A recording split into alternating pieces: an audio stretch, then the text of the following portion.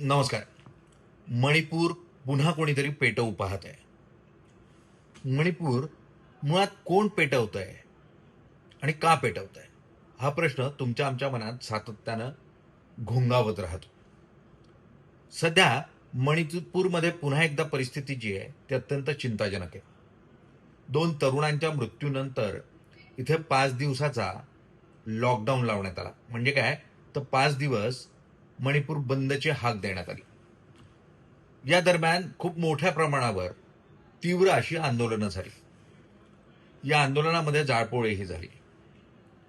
मुळात जो तणाव आहे 2 आदिवासी गटांमधला, मैती आणि कुकी, तो इतक्या तीव्र स्वरूपातला आहे की मणिपूरमध्ये अंतर्गत अशी एक अदृश्य सीमारेषा तयार झालेली आहे.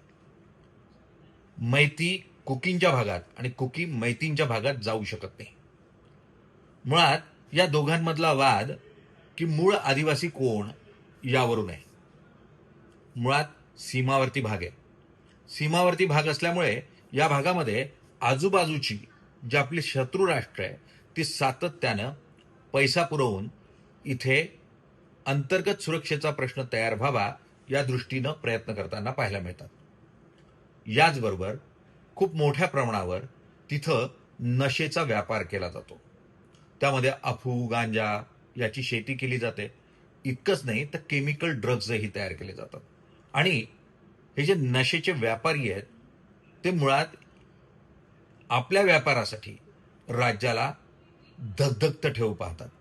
जर राज्य शांत झालं तर मग यांचा धंदा अडचणीत येईल अशी भीती असते. बरं, मग यांच्या माध्यमातून सातत्यानं खतपाणी घातलं जातं अशा आंदोलनांना. त्याचबरोबर चीनच्या भागातून म्यानमार मार्गे म्हणून दहशतवादी हे मोठ्या प्रमाणावर आत घुसवले जातात. त्यातूनही अंतर्गत सुरक्षा ही धोक्यात येते. मुळात भारत सरकारला खूप मोठ्या प्रमाणावर पावलं उचलावी लागणार आहेत. या भागासाठी 31,000 कोटी रुपयांचा एक विशेष सुरक्षा प्रकल्प तयार करण्यात आला आहे. साधारण 1400 किलोमीटर इतक्या भागामध्ये बाळ म्हणजे मुख्यतः तारांचं कुंपण करायचं आहे. मात्र त्याचं काम सुमारे फक्त 50 किलोमीटरचं झालेलं आहे. याला गती द्यावी लागेल आणि तिथली सुरक्षा व्यवस्था वाढवावी लागेल.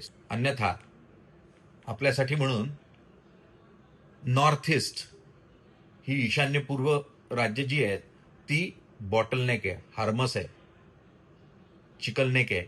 त्यामुळे इथं थोडं जास्तच सुरक्षित राहण्यासाठी म्हणून प्रयत्न करावे लागतील.